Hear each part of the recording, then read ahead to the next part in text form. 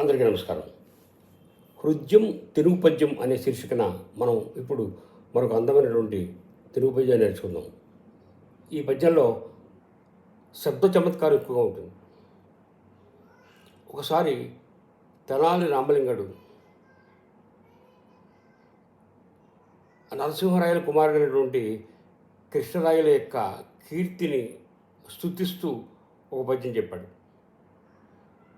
కీర్తి తెల్లగా ఉంటుంది, అపకీర్తి నల్లగా ఉంటుంది. ఆయన యొక్క కీర్తిని వర్ణిస్తున్నాడు కాబట్టి అతని యొక్క కీర్తి ఎలా ఉందో ఆయన ఎంత బాగా వర్ణించాడో ఇప్పుడు మనం తెలుసుకుందాం. ముందుగా పద్యం చూద్దాం. నరసింహ కృష్ణరాయల కరమరుదుగా కీర్తియొప్పే కరిబిద్ గిరిబిత్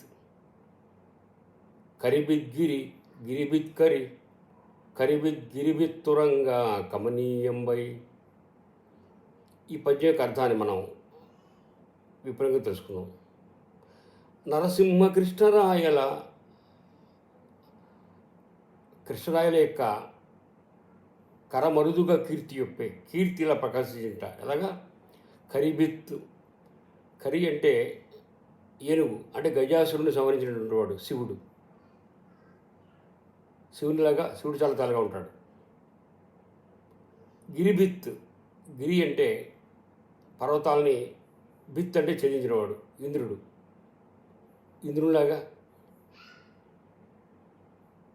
కరిబిద్గిరి అంటే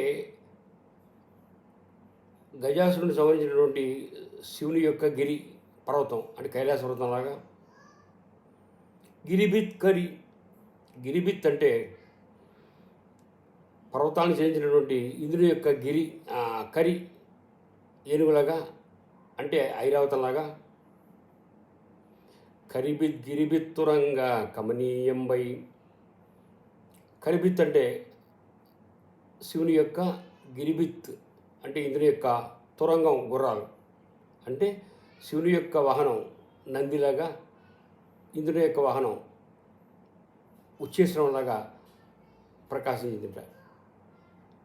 అంటే అతని యొక్క కీర్తి శివుని వలె, ఇంద్రుని వలె, శివుని యొక్క నిలయమైనటువంటి కైలాస పర్వతంలాగా, ఇంద్రుని యొక్క వాహనమైనటువంటి ఐరావతంలాగా, అలాగే శివునకు ఇంద్రునకు వాహనాలైనటువంటి నంది వలె ఉచ్చేశ్వరంలాగా స్వచ్ఛంగా తెల్లగా ప్రకాశించాయని అర్థం.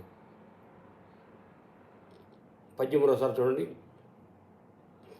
నరసింహ కృష్ణరాయల కరమరుదుగా కీర్తియొప్పి కరిబిద్ గిరిబిత్ కరిబిద్ గిరి గిరిబిత్ కరి కరిబిద్ గిరిబిత్తురంగా కమనీయంబై.